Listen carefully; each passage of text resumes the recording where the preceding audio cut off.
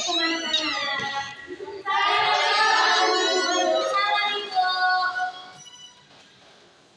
Assalamualaikum anak-anak. Waalaikumsalam Ibu. Bagaimana kabarnya kalian hari ini? Baik? Baik Ibu. Alhamdulillah ya. Sebelumnya Ibu ingin mengabsen. Apakah siapa yang hari ini tidak hadir? Rahmayani Ibu sakit. Oh iya, betul sekali ya Rahmayani. Oke, lanjut. Oke, silakan Nashwa pimpin. Tolong pimpin teman-teman berdoa ya. Baik Ibu, sebelum kita mulai pelajaran, mari kita berdoa sesuai agama dan keyakinan masing-masing. Berdoa dimulai. Bismillahirrahmanirrahim. Rabbi zidni ilman warzuqni fahman. Artinya, ya Allah, tambahkanlah ilmuku dan berilah aku pemahaman yang baik. Amin. Oke, bagus anak-anak. Jadi sebelum memulai pembelajaran, Ibu ingin meminta kalian mengecek sekitar kalian apakah ada sampah atau tidak. Kalau ada sampah, silakan tolong dipungut ya. Sampah. Itu sampah. Ya, Siapa yang coba. bilang sampah? Oke. Baik, sudah bersih Bu. Terima kasih anak-anak. Oke, kita akan mulai pembelajaran sekarang. Pertama-tama Ibu ingin bertanya kepada kalian semua, apakah di sini ada yang pernah melihat orang yang berbicara di depan kelas atau mungkin membaca puisi atau menceritakan pengalamannya? Tidak ada yang pernah?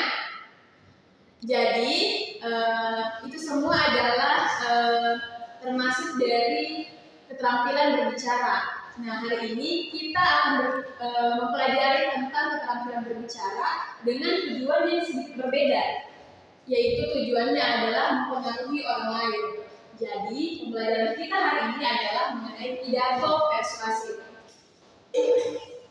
Nah, pidato persuasif adalah jenis pidato yang bertujuan untuk membujuk, mempengaruhi, atau meyakinkan pendengar agar menerima suatu pendapat, sikap, atau melakukan tindakan tertentu sesuai dengan apa yang disampaikan oleh pembicara. Jadi, pidato persuasif di sini adalah paparan lisan yang disampaikan oleh seorang pembicara sehubungan dengan status sosialnya. Misalnya, pidato ketua RT pada saat penyambutan penerimaan anggota baru. Pidato dapat dikatakan baik jika topik yang dibahas aktual dan kontekstual. Ini berarti topik aktual dapat dipilih dari isu-isu yang sedang menjadi pembicaraan hangat di kalangan masyarakat. Nah, adapun topik kontekstual dipilih dengan mempertimbangkan manfaat isi pidato bagi pendengarnya. Nah, topik dibahas biasanya lengkap dan jelas dengan ketentuan isi pidato harus memberikan sumbangan praktis bagi. Tunggu dulu. Jadi, pidato memiliki jenis yang beragam sesuai dengan tujuannya. Lanjut ke tujuan pidato persuasif. Nah, pidato persuasif ini memiliki beberapa tujuan. Yang pertama, pembentukan tanggapan. Tujuan dari pembentukan tanggapan ini maksudnya adalah diharapkan dengan adanya pidato persuasif itu dapat membentuk tanggapan dari masyarakat atau audiens yang tidak hanya berperan aktif dan juga sebagai seseorang yang berpidato kita harus bisa mengaitkan pembicaraan dengan kondisi masyarakat supaya suasananya bisa terbentuk natural dan tanggapannya juga lebih natural. Nah, lanjut tujuan yang kedua itu adalah penguatan tanggapan. Nah, apabila sudah terjadi pembentukan tanggapan yang baik, dan sesuai dengan tema atau isu yang diutarakan oleh seorang yang berpidato, maka tahapan selanjutnya adalah menguatkan tanggapan tersebut. Intinya, untuk mendorong masyarakat bahwa yang ia lakukan itu didukung dan juga berdasarkan data atau nilai-nilai yang terkandung dalam masyarakat. Nah, tujuan yang terakhir yaitu pengubahan tanggapan. Pengubahan tanggapan biasanya dilakukan kepada audiens atau kelompok masyarakat karena kebiasaan buruknya. Nah, sebagai seorang orator, kita juga harus bisa mengubah pemikiran ataupun stigma yang dianut oleh audiens serta mengajak mereka kepada hal yang lebih baik. Contohnya adalah pidato tentang budaya bersih maupun pidato mengenai keagamaan. Lanjut ke ciri-ciri pidato persuasif. Nah, ciri-ciri pidato persuasif di sini terbagi menjadi 6. Yang pertama adalah pidato memiliki sifat untuk mengajak atau mendorong seseorang untuk berbuat sesuatu. Maksudnya di sini adalah pidato persuasif tidak hanya menyampaikan informasi, tetapi ia juga bertujuan mengajak atau mendorong pendengar untuk melakukan sesuatu. Contoh ajakannya, yang pertama yaitu marilah kita memulai dari diri sendiri untuk tidak membuang sampah sembarangan. Nah, ciri yang kedua yaitu reaksi yang diinginkan biasanya adalah reaksi yang membangkitkan emosi agar pendengar dapat menyetujui, meyakini maupun bertindak sesuai dengan tujuan dari pidato persuasif. Nah, tujuan utama dan ciri yang kedua ini merupakan tujuan utama pidato persuasif anak-anak, yaitu menggugah hati dan pikiran pendengar. Maka dari itu, pidato ini seringkali memuat kisah menyentuh ataupun fakta yang mengejutkan atau bisa juga pertanyaan retoris yang menyentil perasaan dari pendengarnya. Nah, ciri yang ketiga adalah pidato persuasif biasanya menggunakan kalimat-kalimat yang membangun. Maksudnya adalah kalimat membangun, kalimat seperti kalimat yang optimis, positif, dan kalimat yang dapat memotivasi pendengarnya. Kalimat seperti ini biasanya membuat pendengar merasa diberdayakan, bukan sekedar dimarahi atau disalahkan.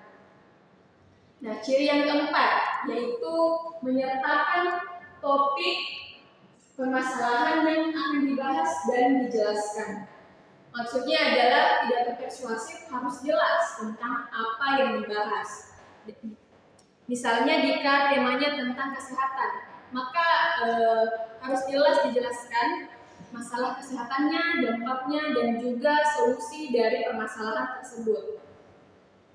Nah, ciri yang kelima biasanya ditambah hubungan la, seperti contohnya pada kata marilah dan sebagainya. Lalu ciri yang terakhir yaitu menggunakan kata kita dan kamu untuk menunjukkan ajakan dan kebersamaan. Maksudnya adalah penggunaan kata kita di sini menunjukkan kebersamaan, sedangkan kamu membuat ajakan terasa lebih langsung. Dalam pidato persuasif, dua kata ini seringkali digunakan secara bergantian untuk membangun hubungan yang lebih emosional. Nah, selanjutnya prinsip-prinsip pidato persuasif. Yang pertama, membujuk demi konsistensi. Nah, membujuk demi konsistensi maksudnya di sini adalah dimaksudkan pidato persuasif dapat mengubah perilaku apabila perubahan yang dianjurkan sejalan dengan kepercayaan, sikap, dan nilai mereka saat ini. Perubahan perilaku akan lebih mungkin bila kita konsisten dengan nilai sikap dan kepercayaannya. Nah, yang kedua, membujuk dengan perubahan kecil. Perubahan perilaku lebih memungkinkan apabila perubahan yang dianjurkan merupakan perubahan kecil, bukan perubahan perilaku yang besar. Kesalahan umum biasanya yang dilakukan oleh pembicara pemula adalah ia tergesa-gesa menuntut terlalu banyak perubahan dari para audiensnya. Nah, yang ketiga, membujuk demi keuntungan. Masyarakat akan mengubah perilakunya apabila perubahan yang disarankan akan menguntungkan. Selanjutnya yang terakhir, membujuk demi pemenuhan kebutuhan. Maksudnya adalah mengubah perilaku masyarakat apabila perubahan yang disarankan berhubungan dengan kebutuhan mereka.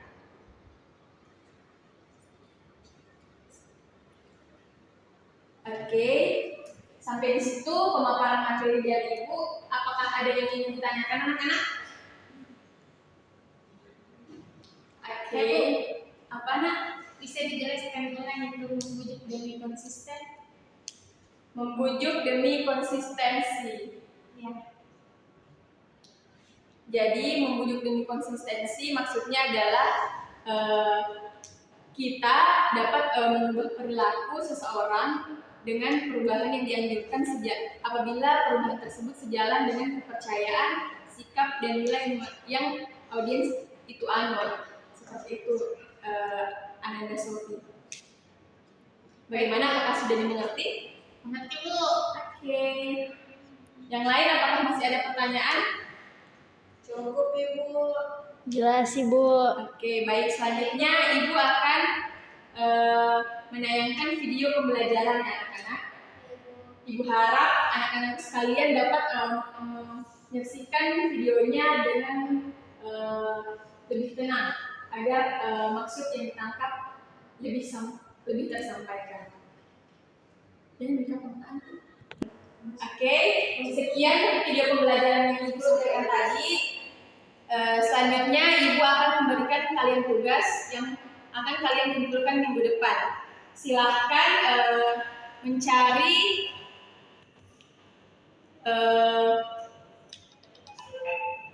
ini dulu. Apa di situ? Jadi tugas yang akan kalian kerjakan untuk kalian kumpulkan minggu depan adalah mencari suatu masalah dan solusi serta bagaimana cara kalian untuk mengajak atau mempengaruhi orang lain terhadap solusi itu. Bisa dimengerti anak-anak? Bisa Ibu. Baik, sekian pembelajaran untuk hari ini. Wassalamualaikum warahmatullahi wabarakatuh. Waalaikumsalam.